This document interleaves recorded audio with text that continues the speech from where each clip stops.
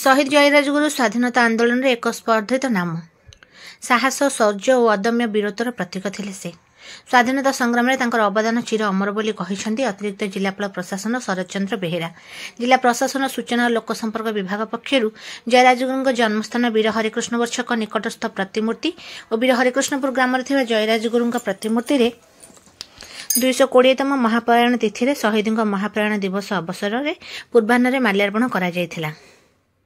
पर निकटस्थ पुष्करणी शहीद उद्देश्य तिलदर्पण करा जायथिला।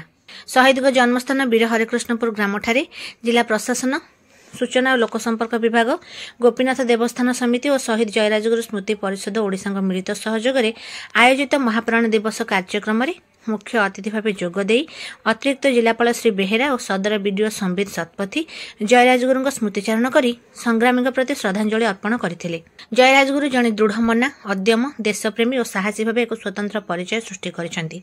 आजिर युवपीढ़ी विषय पढ़ा चरित्र और आदर्श को अनुसरण कले एक समृद्ध और श्रृंखलित समाज गठन हो पार से कहते।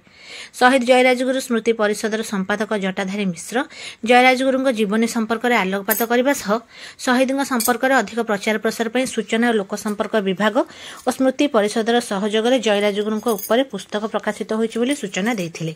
सूचना और लोकसंपर्क उपनिर्देशक संतोष कुमार सेठी एथिर अध्यक्षता करने जयराजगुरु प्रति श्रद्धांजलि अर्पण करते। अतिथि माने पूर्व अनुष्ठित विभिन्न प्रतियोगितार कृति प्रतियोगी को पुरस्कृत करथिले। अन्य मध्य वीर हरिकृष्णपुर ग्राम कमिटी सभापति भास्कर नारायण रथ, उपसभापति प्रकाश चंद्र रथ, समिति सभ्य अजय कुमार प्रधान प्रमुख स्मृतिचारण करथिले। ग्राम्य कमिटी सदस्य हरिशंकर मिश्र, देवी प्रसाद महापात्र, राजेश कुमार रथ, रविनारायण मिश्र, आशुतोष मिश्र, हिमांशु मिश्र, सत्यजित त्रिपाठी, विष्णु प्रसाद मिश्र और शक्ति प्रसाद मिश्र प्रमुख कार्यक्रम में जोगदे माल्यार्पण और स्मृतिचारण करथिले। पूर्व स्थानीय रेलवे स्टेशन ठारे जयराजगुरु प्रतिमूर्ति सूचना और लोकसंपर्क कार्यालय पक्षर उपनिर्देशक श्री सेठी और अन्य माल्यार्पण करथिले।